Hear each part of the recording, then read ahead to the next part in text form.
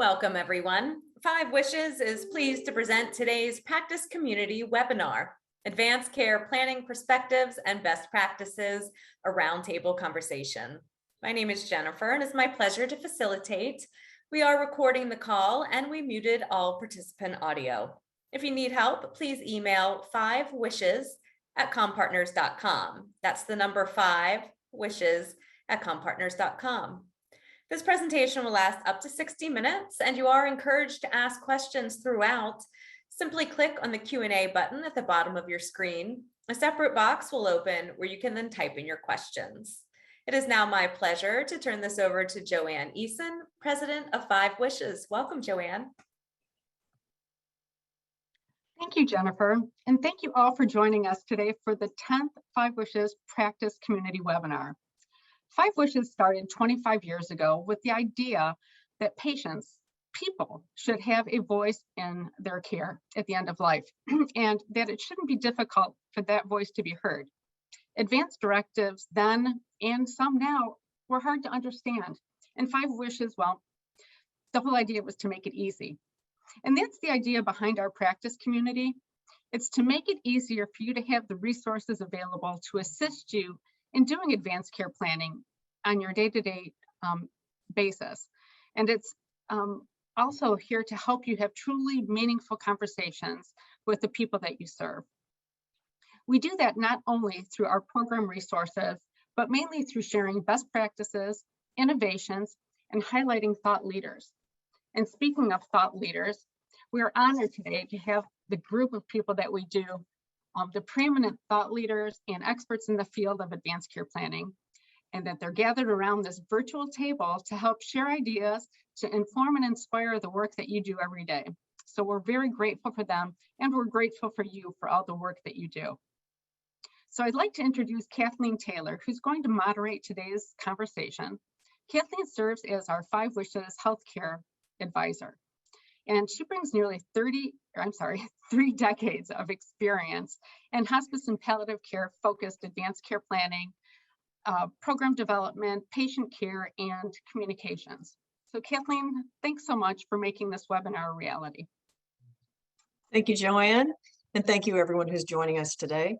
Just as a reminder, if you have thoughts or questions during our discussion today, please click on the Q&A button at the bottom of your screen and submit whatever it is that you'd like to add. The Q&A input is going to be moderated and captured today. So if your question or input isn't addressed during the webinar today, we'll follow up with you afterward. And now on to our program. Whether or not you read medical journals or listen to palliative care podcasts, you're probably aware that advanced care planning is enjoying a period of critical thought and consideration right now. On the one hand, it's been required in some value-based models because of its benefits, and on the other hand, it's been criticized as ineffective in some research reviews. So there is indeed a lot to talk about, and we welcome the conversation.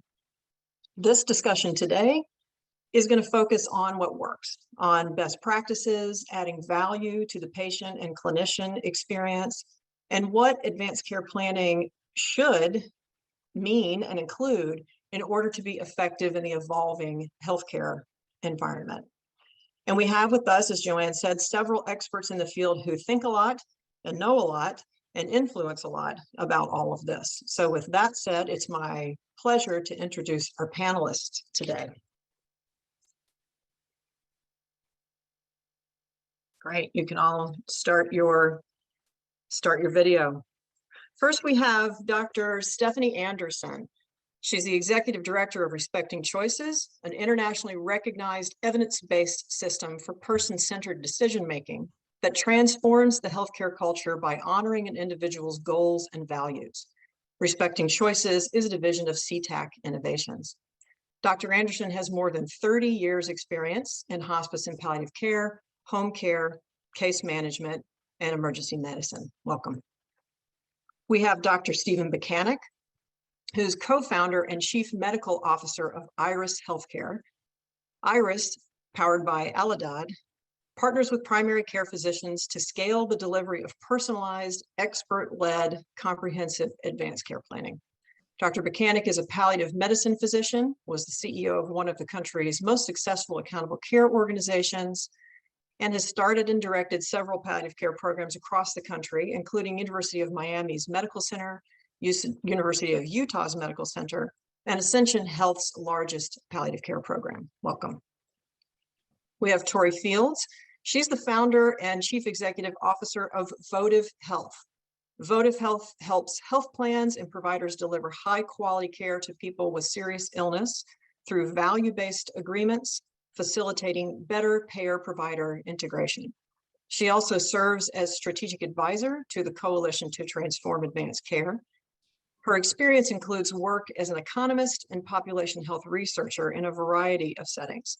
She's an internationally recognized thought leader in value-based care and payment models for people with complex and serious health conditions. Welcome. We have Paul Malley, who is now serving in his 20th year as president of Aging with Dignity, the nonprofit organization that created the 5 Wishes program. As a national expert, speaker, and advocate for quality and dignified care at the end of life, he's guided the efforts of several aging advocacy groups to improve policy on advanced care planning and patient rights, served on the Florida delegation for the White House Conference on Aging, and has testified before state and federal legislative bodies in favor of patient-friendly policies. Welcome, Paul. Dr. Diane Meyer is Director Emerita and Strategic Medical Advisor of the Center to Advance Palliative Care, a national organization devoted to increasing access to quality health for people living with serious illness. Under her leadership, the number of palliative care programs in U.S. hospitals has tripled since 2002. She's a professor in the Department of Geriatrics and Palliative Medicine and the Catherine Gaisman Professor of Medical Ethics at ICANN School of Medicine at Mount Sinai, and co-director of the Patty and J. Baker National Palliative Care Center. Welcome, Dr. Meyer. And we have Dr. Rebecca Sudore. She's a geriatrician, palliative medicine physician, and advanced care planning researcher. She's the founder and director of Prepare for Your Care, an interactive web-based program that includes easy-to-read advanced directives. The program prepares people and their surrogate decision makers to communicate their wishes and make informed medical decisions.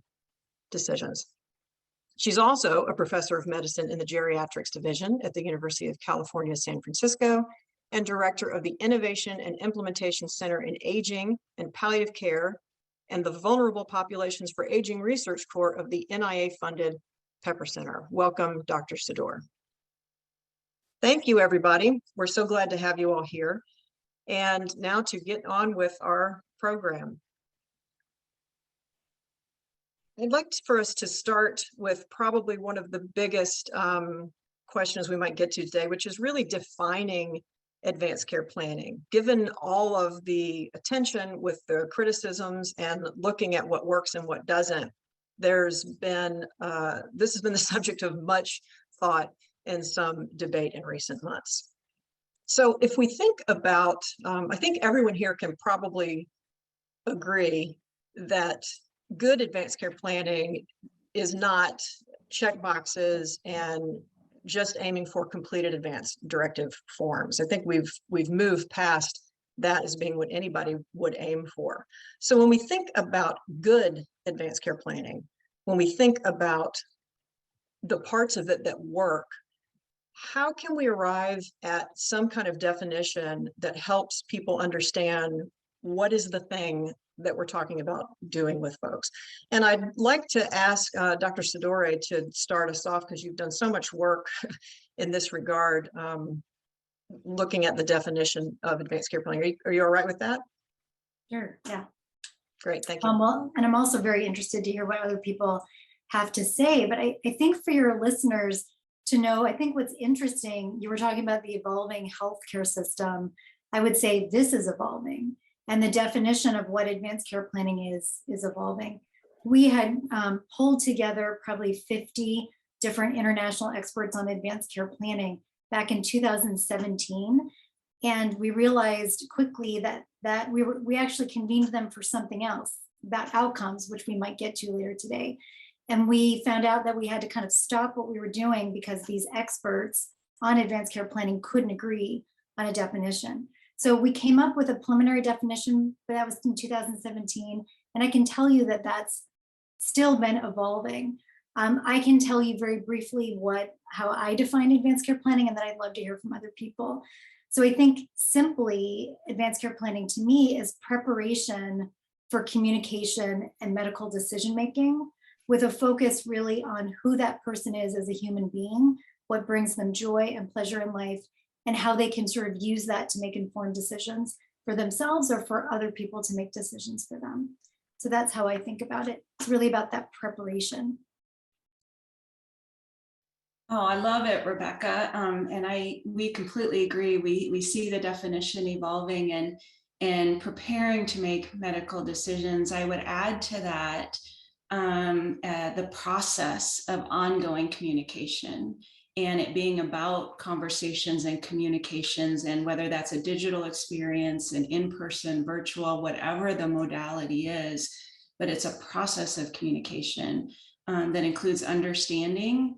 It includes reflection and discussions. So not only just writing a name of a healthcare agent down, but discussing with that person so they're well prepared for that role, thinking about what attributes make a good healthcare agent. It's not necessarily your spouse or your family member. It's somebody that can make decisions on your behalf in difficult situations, emotional situations, and are going to elevate that individual that they're making decisions for, their goals, their values, their preferences, rather than their own preferences for that individual. So I think our expanding thinking is that process, as well as the definition to include more than just the individual, but the people that surround that individual that are important to them. Mhm. Anyone else? I think there needs to be some degree of healthcare literacy woven in here, because we've got lots of studies with when people have serious illness and they feel as though over 70% of people with incurable cancer feel like they may be cured, right? And it's not because they're going to go to Hogwarts hospital and be treated by Harry Potter. It really is because we use language that patients and families don't understand from the get-go. People hear the word treatment and they equate that with the word cure and so forth. And so I think there has to be some foundation in the process where patients and families have an option, an ability to learn more about their illness and what we expect to happen over time as that evolves. And that would be, to Rebecca's point, part of preparation, I would hope. I wonder if I can, I'm sorry, go ahead. I really appreciate that point, Stephen. I think I definitely don't have the expertise in parsing through the definitions of advanced care planning like the others on this panel, but not only is this definition expanding and changing and evolving, but healthcare delivery is expanding and changing and evolving. And the treatments that people get and the choices people have to make are becoming much more complicated due to medical innovation. Yay us, right? Yay healthcare. But that actually means that it really changes what informed consent and what treatment options mean for people. And so when I look at something like advanced care planning, I think about it as planning in advance for your care. And if that is the truth, then we may be making very different decisions every time we receive care, depending on what it is, depending on how we feel, depending on a lot of different things that are just not medically related at all. And that means that it really needs to be a conversation and discussion between, you, your community, whoever that might be for you, and with your treatment team, who is going to do whatever decisions they need to make for your care. We often put advanced care planning into this box of somebody who is seriously ill, rather than thinking about somebody who has to make care decisions. And you just have to make more and more of them when you're seriously ill. It's not that the process is really any different.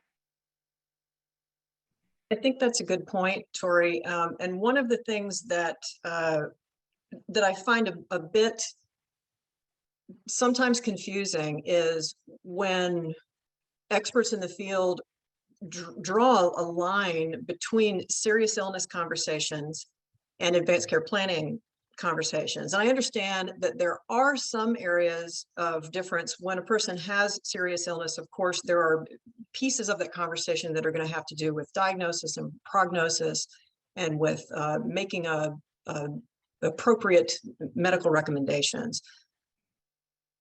But my experience coming up doing this, with hospice in the 90s and 2000s was really that was part of advanced care planning with anybody who was seriously ill.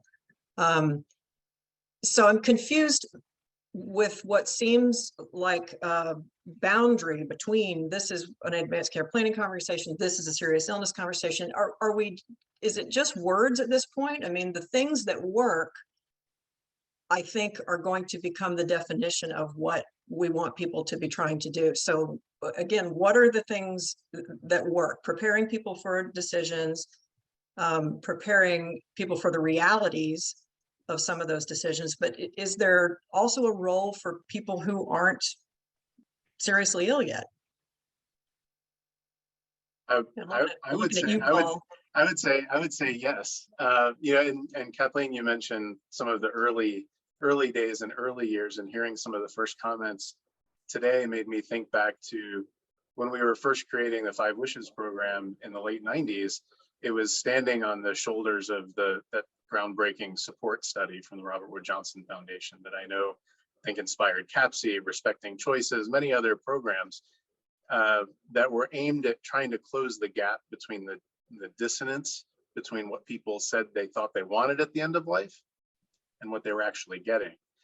And when we tied that to our own mission and what we see as a common uniter among all of us, that we have this united desire to take good care of the people we love, I think across the board. Our friends, the people who we're committed to or have a responsibility to, our patients. And we saw how difficult that is when people feel like they haven't been able to do that, when there are family disagreements, when there are disagreements inside medical facilities.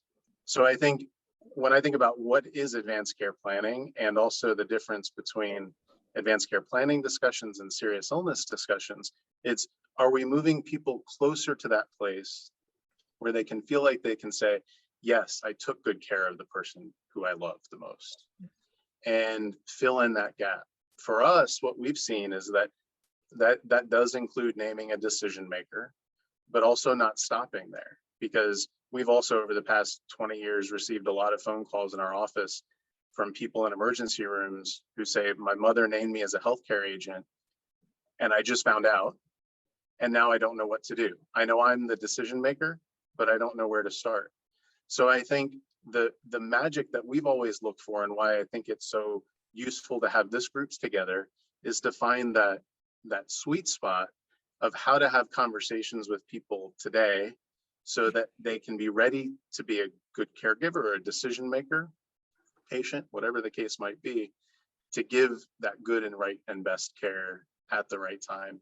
And I love what Rebecca said about finding what brings joy to a person, because we also tried to pull that out in discussions of what good caregiving looks like, and who a person wants to be with them, and those sorts of things. And although that's not the kind of the biggest flag that flies on the advanced care planning radar on the clinical or legal perspective, I think that's what matters to people and families and friends and caregivers. So I think good advanced care planning combines those things together in an effective way. Yeah, and I think conversations early, conversations with someone's healthy, when they're young, when they've got nothing going on, I think even though it may not directly relate to goal concordance of care right at the end of life, I think that's all part of the preparation, Rebecca, that you're talking about. If someone has the experience of talking about their values around end of life, of even exploring what the options are with some regularity, my belief, and I think what I've seen, although it's certainly hundreds of anecdotes, is that that does prepare people in some way for making those decisions when somebody in their family or when they themselves become ill. So I'm hoping that we can define advanced care planning still as something that's relevant across the lifespan and across the care continuum. And that is going to lead me into another area that I want to talk about, which is professional training. If we keep in mind the things that work and what we hope people are doing, which is preparing all the people that we're talking about for making these decisions and what the realities might be, how do we train those of us who might engage in these conversations to have them well? And Stephanie, I'm wondering if you'd be comfortable starting with that, because respecting choices is probably, it's the most widely known training program out there. And we frequently hear people say that they use the respecting choices approach, which I know is very much about staging these conversations depending on where a person is. But what do you think the competencies really should be if we're going to be training people to do it well? Well, thanks, Kathleen. I think there are several variables in consideration. One is a multimodal approach. The second is I wouldn't put the umbrella just over professional. This can be a team approach, including community-based organizations. We've seen amazing curricula using the Respecting Choices model in faith communities, for example, in trusted communities, communities of color and their faith trusted leaders holding these educational courses for those that it's appropriate to move this conversation upstream, as you've been talking about, that don't need the medical expertise in having conversations with a healthy adult, and the opportunity to help people learn how to listen first before teaching. So listening and learning from the individual, exploring what matters most to them, what cultural, spiritual, personal beliefs would impact their medical care as they're thinking about preparing for care.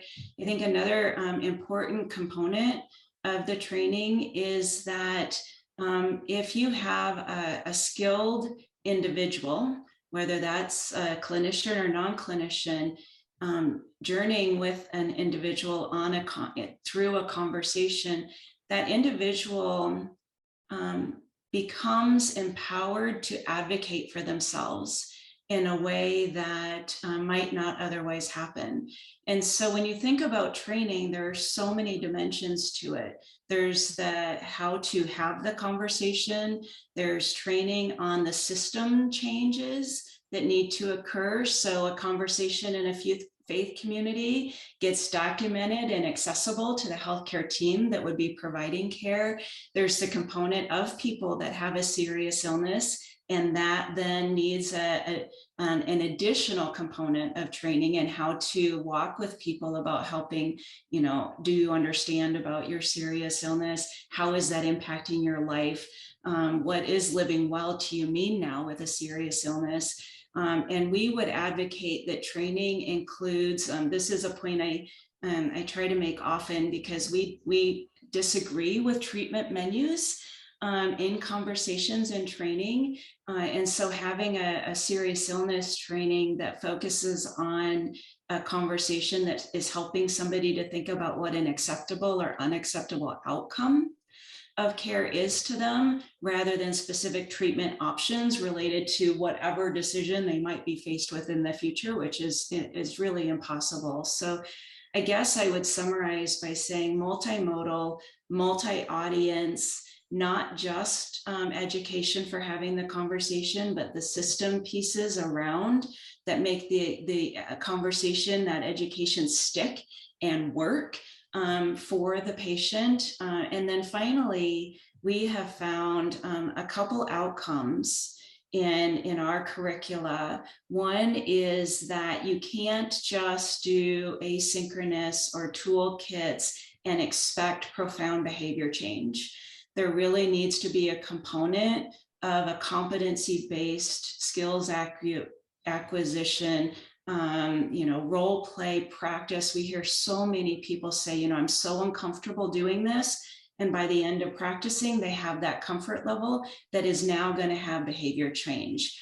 And so thinking about that, again, speaks to that multimodal and then scaling strategies. So it has to be accessible, affordable, and scalable to the masses that are interested and willing to be able to support the people they're caring for in these ways, whether that's in the community or in healthcare. Thanks. Sure.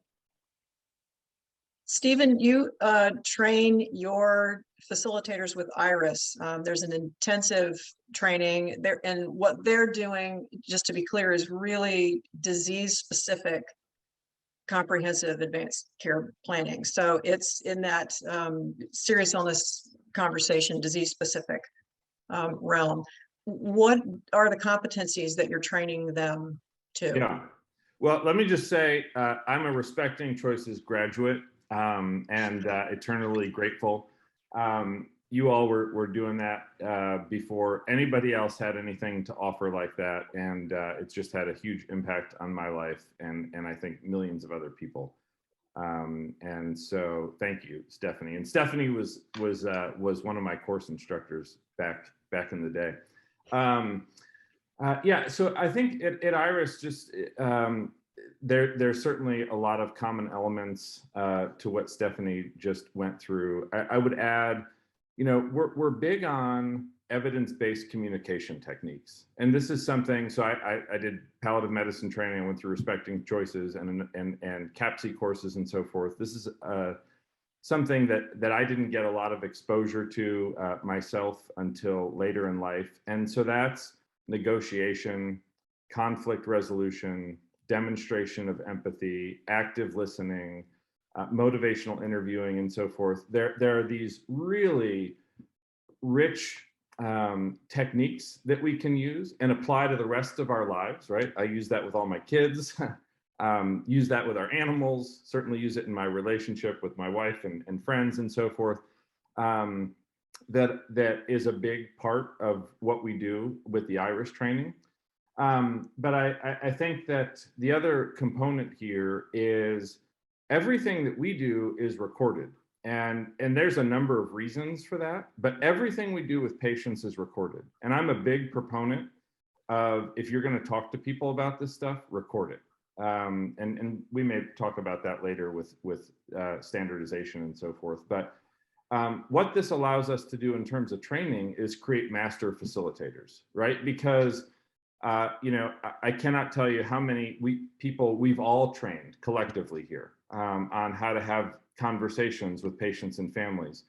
And the reality is we cannot be in the room for all of those, right? So we have 3 or 4 trainees on our team. They go out and see the whole list of patients. We can only be in one place at a time. So we weren't in the room to see the facial expressions, to hear the tone of people's voice, to hear the words that they use. So we record everything, every single thing. And in terms of training, we go back. So our folks are on training wheels. And so this is part of the mentoring program that we have. And we go back and we first ride shotgun to all of their facilitations. And then even when the training wheels are off, we call it ears on. We're an ears on company. Like, we are listening. Even when you're considered to be a master facilitator, because we can all get better at this over time. And we all need somebody to help us improve our communication skills continuously. I love that. We can always, we do always keep improving. I think these are skills that are deeply rooted. And as you said, useful in every aspect of life. Diane, I wonder if I can ask you, CAPC has so many materials and resources about communication, but also about advanced care planning and serious illness conversations, but really communication overall. And I'm just wondering how you see this definition of what we should be training people to, what the competencies should be. It's a great question. Let me first say thank you to Respecting Choices, because our advanced care planning content is advanced care Respecting Choices content, and our communication skills content is, as they say, powered by Vital Talk. So we collaborate with the experts in the field and don't try to reinvent the wheel. I would say the biggest barrier to initiating these conversations for clinicians, aside from time, which is a huge barrier, is this feeling that you're signaling to the patient that you're worried about them and that you think they might die. And we don't want to scare our patients, and we don't want them to feel like afraid to come see us for fear we're going to hang crepe. And remind them of things they just as soon not think about, like most of us. So my view is that the critical teaching is the routinization of these conversations, like seatbelts, bicycle helmets, vaccines. And that's where I have the conversation, in that part of the discussion. So do you always wear your seatbelt? Have you been to the dentist? When was your last colonoscopy? And then I say, I discuss this with all my patients. Have you thought about who you might trust to make decisions for you if you lost the ability to make your own decisions? Like I am literally checking off a list. And by routinizing it, the valence, the fear valence goes down. Yeah. And for both, especially for the clinician, because the clinician anxiety is the barrier, but also for the patient. I discuss this with all my patients, not just you today, because I can see the writing on the wall and you're going to be dead within a year, but everyone. So I think that's a very key message. We would never consider seeing a patient without checking the blood pressure and the pulse and the weight and, organizing the medication list and the problem list. We need to make this as core and routine and boring as everything else we do in an encounter, as opposed to something that has a drum roll and basses playing because of the clinician anxiety largely. Oh, so that's the first thing. The second thing is, and everyone on this phone call knows it, it's very hard to honor patients' wishes in a healthcare system that only pays for acute care, essentially. And the number of patients I've had who said, I never want to go back to the hospital, I want to receive care at home, but they're not eligible because they don't have Medicare Advantage, or they're not Medicaid, so no one's willing to pay for home care. The family member is exhausted and stressed, and at 3 a.m. they call 911. That is a system failure. That is not an advanced care planning failure. So that is my belief. That is why we can't show outcomes from all these advanced care planning studies. It's not that there's a problem with the advanced care planning. It's that the healthcare system only delivers a glide path. And particularly for very vulnerable and sick people, their wishes are a very frail reed against the financial infrastructure and delivery models of the healthcare system. And in a sense, I feel like that's where our attention should be. It should be on basically what Tori is doing, which is trying to create a community-based care infrastructure and to help payers as well as health systems think about that without the open faucet of hospitalizations in terms of money. That would really honor people's wishes way more than getting them to say what they would like in an ideal world. It's not an ideal world, and they're very likely not to get it because of that. And that's what frustrates me. It's like I feel like we're talking to ourselves and not talking in the real world. So that's the first thing. The second thing, again, everyone on this call has seen this, is the way in which someone like me might say, really, if I was significantly cognitively disabled, I really wouldn't want any continued life support. I'd want care only focused on my comfort. That's what I would say right now.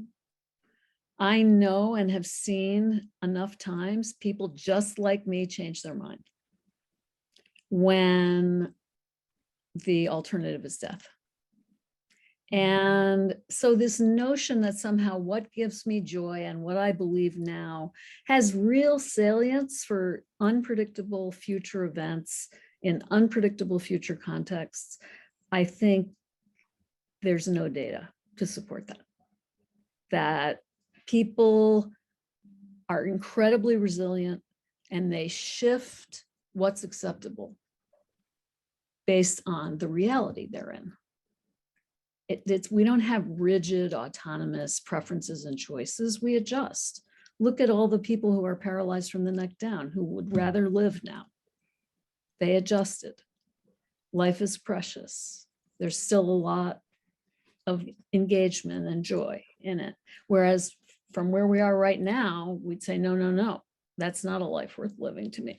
And we shouldn't ignore that reality. And one of my concerns is that we convey to patients, and I think this is why some patients are so resistant to this process, because they know they don't know what they would want in an unknown future. And they're right, and we're wrong, right? They're right. They know that perspectives and choices and priorities change when circumstances change. And advanced care planning has a very difficult time recognizing that reality. And therefore, what I do in my practice is that I discuss this with all my patients. Who would you trust? And go into a little more detail on who that person can be, and that we have to talk to them. Perhaps they could come in at the next visit. And then the second piece is I only ask one thing about their preferences. And that is, if you were to walk out of my office here today and be hit by a truck and be permanently brain injured and cognitively impaired such that you could no longer recognize and interact with your loved ones and weren't expected ever to be able to do that again. So basically in a vegetative state or a permanent coma.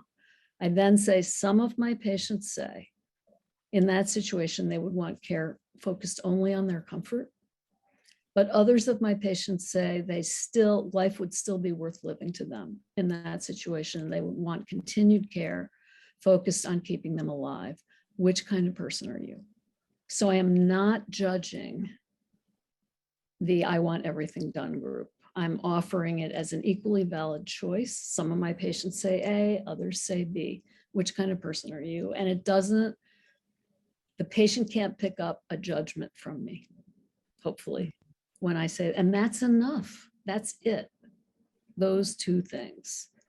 I think you could get a lot of clinicians to do that because it's pretty simple and pretty straightforward and probably 5 to 7 minutes if we were consistent and standardized in how we trained at the medical school and residency level and nursing school level. So that's my speech on advanced care planning. It was lovely. And I really appreciate what you said about the routinization of these conversations.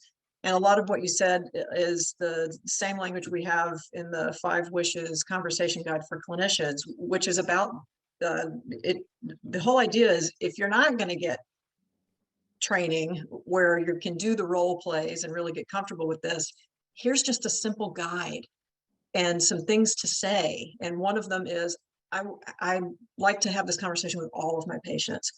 So I think in addition to having it be routine, having it be regular, because people change their mind and because their social support system changes and because they may have had experiences with somebody else who's ill and they've learned something about what they're afraid of, or they want or they don't want, to have these be regular and routine.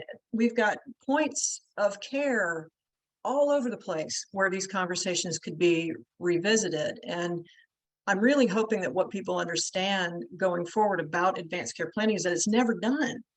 It's not done. You can't say I've done it with this patient, and so we don't need to look at that again. It just means we need to revisit that pretty much every time there's some kind of shift in this person's life. So I liked all of that for training, and I want to move us on to talking. Oh, I'm sorry. Go I was ahead. just going to make another point, because I think it was really important that Diane brought up, which is this idea that you can change your mind.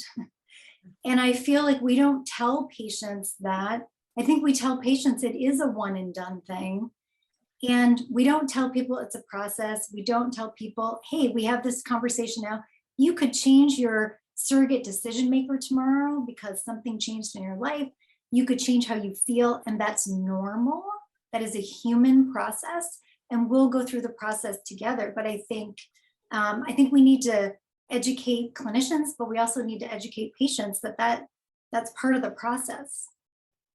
Yeah. By making it more routine, Rebecca, from that perspective, then you're able to actually leave the clinician's office and have a conversation about what your cultural preferences are, what your family's preferences are, and you're able to come back as a more informed decision maker the next time around. And that's something that often is missed in these conversations, because you're only having it once and right when you need it, or you're only having this conversation introduced because somebody is diagnosed as ill.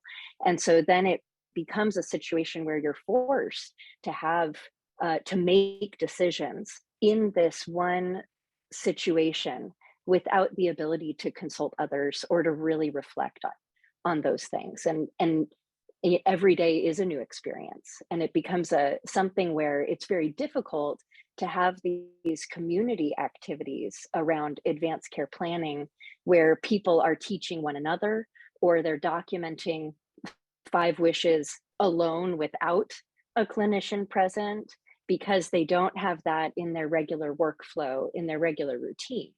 And that makes it really difficult for folks to understand, clinicians or patients and families to understand how to use these tools.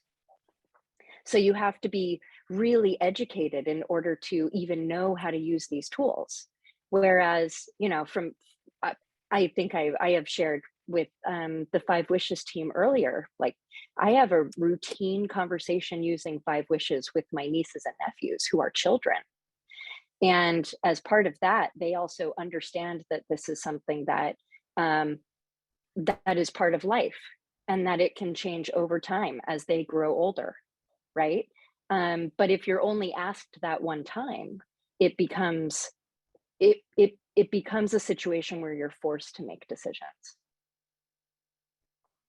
Mhm. And that's beautiful to hear, Tori. And I think the connection between all of those comments is that it sets the frequent context, sets the context, and also the motivation. It answers that question of, why is my doctor talking to me about this? Or why is my husband or wife asking me about this? And I think that sets the bridge that if we don't set it, then it's an automatic barrier that we can't get past step 1. And setting that context and motivation, I think is critical, because otherwise you can't move beyond it. I want to move us forward by blending 2 areas that I had originally thought of as separate topics, but I kind of want to mush them together now, not only in the interest of getting to them with the time that we have, but also because I'm starting to think during this conversation they're really highly related. One of them is measures and outcomes.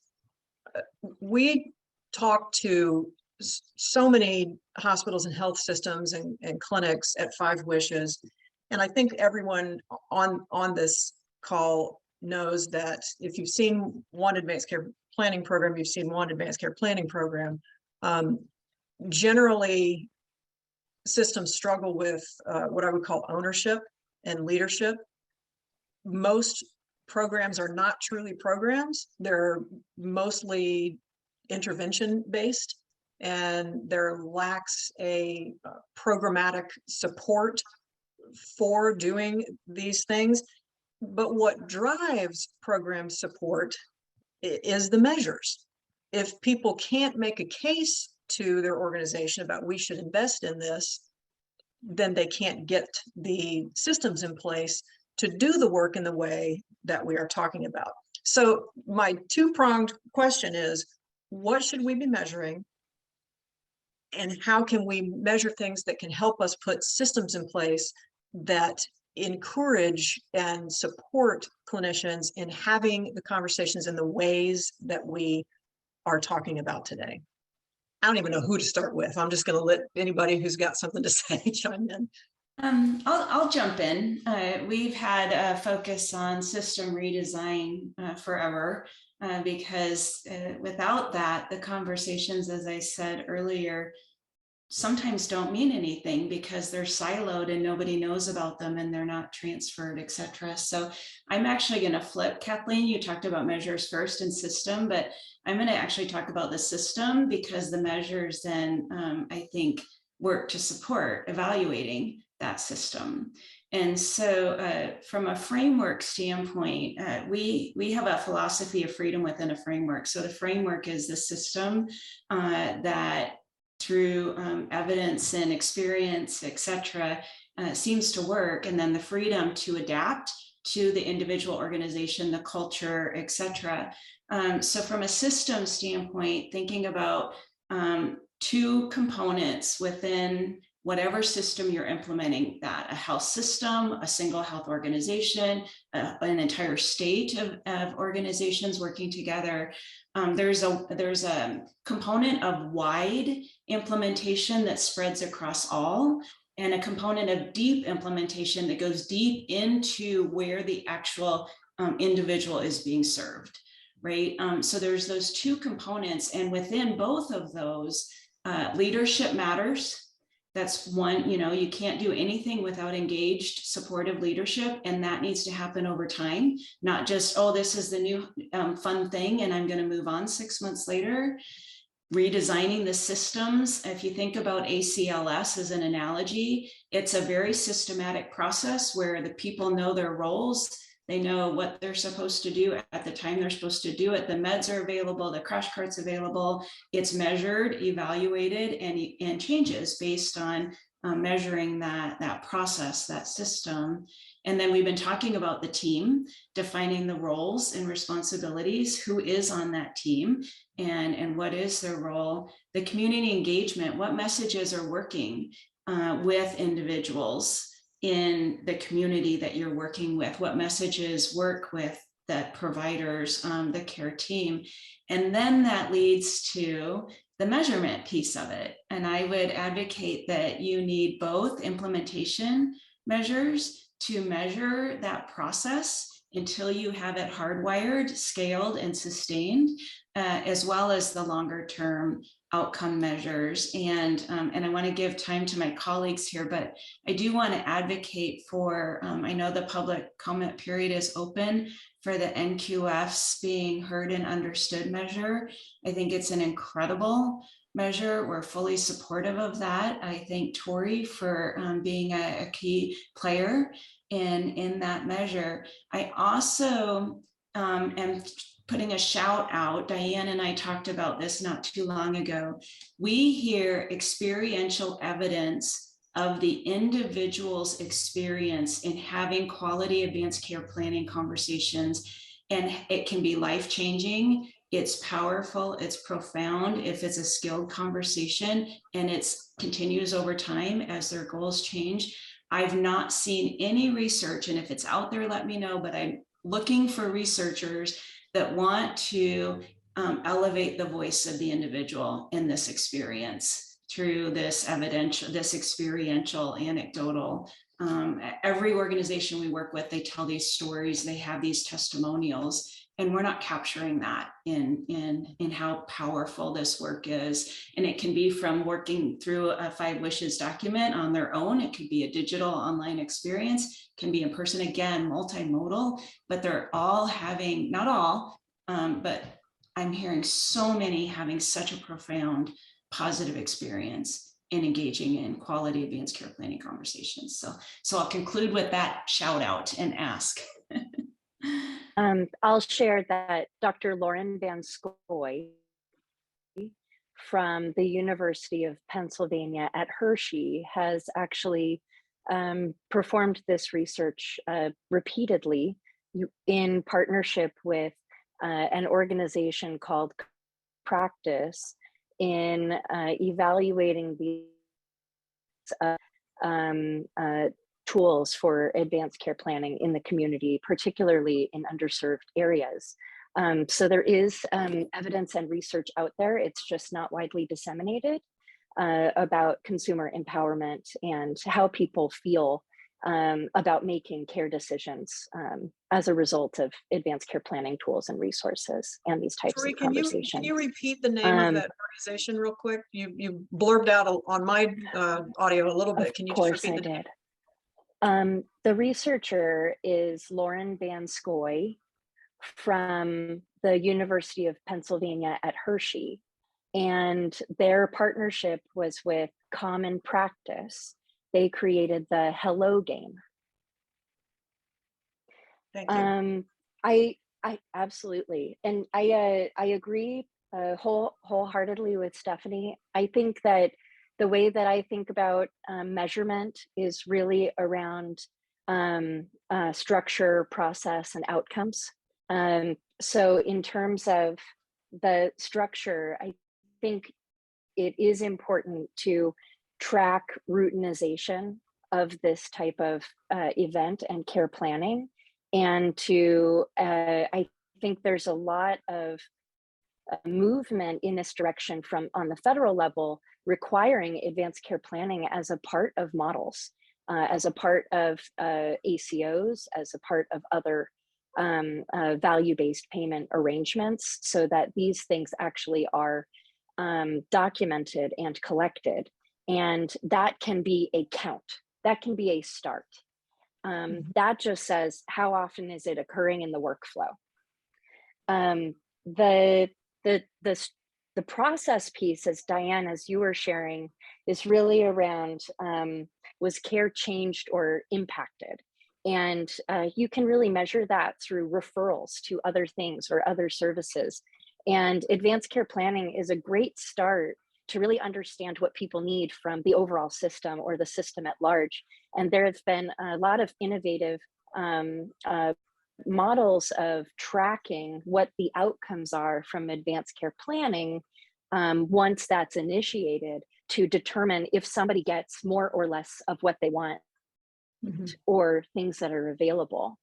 And Highmark is the Blue Cross Blue Shield plan. They are the leaders in this, really evaluating and measuring advanced care planning as how was the system changed and was the care impacted. And I think ultimately all of that work came out of the value-based insurance design project that they've had, where advanced care planning is a requirement for any VBID participant for Medicare Advantage. And we have a lot to learn from those participants there in how they're tracking and measuring things. And then on the outcome side, I completely agree around the heard and understood measures, which is really around how can we measure the patient-reported experience or the patient-reported outcomes? Because you can't change everything, especially if the underlying system is broken already. But what you can do is help ensure that somebody feels heard and understood, and that the trusted relationship between the person and their care team is at least intact through having these conversations. And to me, that is an end in and of itself. Even if they change their mind, even if they can't get everything they want, We can't fix a broken system just with advanced care planning. But what we can do is help build that trusted relationship and be that ongoing guide for someone. And now we have actual measures to be able to evaluate that.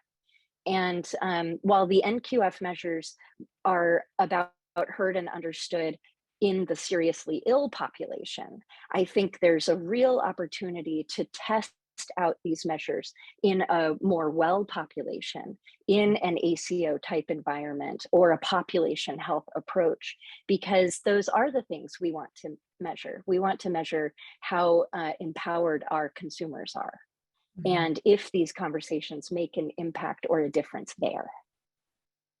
I love that focus, because I think there's been so much attention with advanced care planning in looking at, and not that there's anything wrong with this, but looking at reduced costs. And I think those are important, but it doesn't ever tell me how did the care go. So I really appreciate the importance that you're giving, and you're underscoring the need to ask the people that we serve how this went for them. That I think it reminds me of NHPCO, the old FEC survey used to have these confidence questions. Do you remember those that went out to bereaved families that would ask them questions like, how confident did you feel in providing care for your loved one? And how confident did you feel in doing these tasks? And I think things like that really help us understand, did we do what we meant to do? And I like what you're talking about with moving to measuring some of those things. And I'm hoping that the system leaders who are on with us today are hearing that, because it is possible. You can measure more than completions and number of conversations. And I hope that people will, because those are really not outcomes, they're outputs. And they don't tell us much. And that's kind of the problem that got us to the conversation we're having today. It's a big topic, but I want to, before we close, spend a couple of minutes at least talking about kind of related to asking people what worked for them. How can healthcare providers better involve all of the stakeholders in advanced care planning? Because the truth is that people are doing it without us. They're doing it in their communities. They're doing it in their families. They're doing it with lawyers. They're doing it with financial planners. So how can we better involve all of the stakeholders in what this is, and how we build systems to support it, and how we measure it? And it's an open question. I'll go first. I will say that, I think anybody who's been in palliative care practice, this has happened to them, where we see the patient during the day. It's during normal business hours, but the adult daughter or son who lives a few states away or was at work during the day was not part of the conversation. And so you're speaking to them after 5 p.m. when they're free to update them on what you said to mom. So we do this evenings and weekends. Everybody joins, everybody hears the same information, everybody gets to ask their questions. And I think that to do really high quality advanced care planning, you have to get the spouses, the adult children, the people from their faith community, their neighbors, whoever their caregivers are, whoever they want in their tribe here to be part of this. And the delivery system that we have in place, where it's 8 to 6 p.m. Monday to Friday, just does not work for most people. And so I think that we've got to do this on the patient and family's time, not on our time. And I would add, I love the idea of stressing the importance of being united in purpose, in the same way that we have to let our patients know that, here's why we're asking you this question, and it's to provide the best care possible and know what's important to you. That's the same message that needs to go out to the faith communities and workplaces and everybody who's flying an advanced care planning flag. If we're united in purpose, people will respond to that, I believe, and we've seen it. And I think what we've seen over the past 10 years especially is that things like making advanced care planning reimbursable is a discussion. The VBID options that Tori has talked about, these have all been helpful things, but they haven't fixed everything. And so if we add to those helpful things, outreach on the part of health systems, not from clinicians who don't have the time to do that, but from others in the healthcare system who are educating the community, working with workplaces and faith communities and other existing communities, and helping families have these conversations on their own, and then be able to circle back and make sure it's documented and known within the health system. What I've seen from my own experience in the people that we've worked with and in our own family is that the magic with advanced care planning often happens when the person leaves that consultation in the car home, when they're talking with their spouse or their son or their daughter. So helping them be empowered to do that, I think is key, and united in purpose. I think that's very well said, Paul, and thank you for that. I'm going to leave that as our closing words. Thank you. Thank you so much to all of our panelists today. This has been, I think, a wonderful and productive and meaningful discussion, and I look forward to continued dialogue and partnership with all of you. And thank you again to everybody who's joined. And with that, I'm going to hand it back over to our facilitator, Jennifer. Thank you. Thank you, Kathleen. We did record this session. We will have the archive available within 7 business days. You may access the recorded archive by visiting the 5 Wishes Practice Community page at 5wishes.org/practice, and just look under webinars. Do feel free to share the page and webinar link with your colleagues. On behalf of 5 Wishes, thank you, of course, to our wonderful panel and everybody for joining us. Have a wonderful day.